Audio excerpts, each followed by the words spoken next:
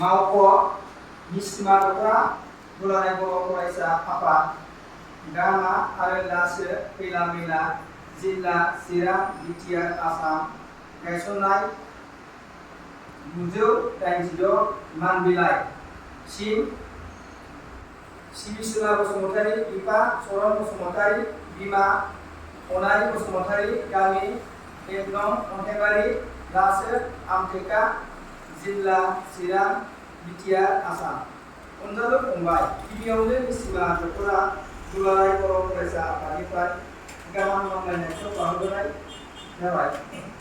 इं 2024 मायथाइनि मिथिं आनजादाव गासै 492 नम्बर लानानै 82 जौखोन्दोजों गुरुदेव कालिचरण ब्रह्म एकाडेमि आमथेखा फरायसालिनिफ्राय बर' बिजोङाव फरायना मिसिमा दख'रा दुलाराय बर' फरायसा आफादनि एबा ओनसोलनि मादावनो बर' बिजोंनि सेथि टप 10 मासिनि गेजेराव सेथि मासि आवग्रिनानै देरहासार मान बिलाइ मोननो हानायखौ जों गोसो गोरबो बरायबाय।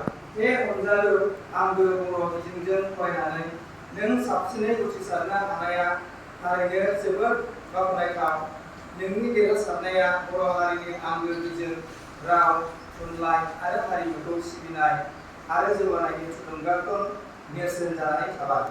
बेनिखायनो मिसिमा दख'रा दुलाराय बर' फरायसा आफादा नोंनि जारिमिनारि जाफुंसारनायखौ बरायनानै 2024 मायथाइनि सेथि मासिनि देरहासार मान बिलाइखौ गथायनाय जाबाय। नों अनजालु फरायसाया इयुनाव आरोबाव गोजौ सोलोंथाइ लानो हाथों लोगोसे नखर हारि आरो हादरनि राफोद सुबुं जानो हाथों बेखौनो जों अराय मिजिंथिबाय। लागाय मोसाहारि दुलाराय बर' फरायसा आफादगिरि बिनद बसुमतारी गाहाय नेहाथारि रनजित मुसाहारि सोलोंथाइ नेहाथारि अरुण ब्रह्म लोगो सोलोंथाइ नेहाथारि बेखिनि फरायनानै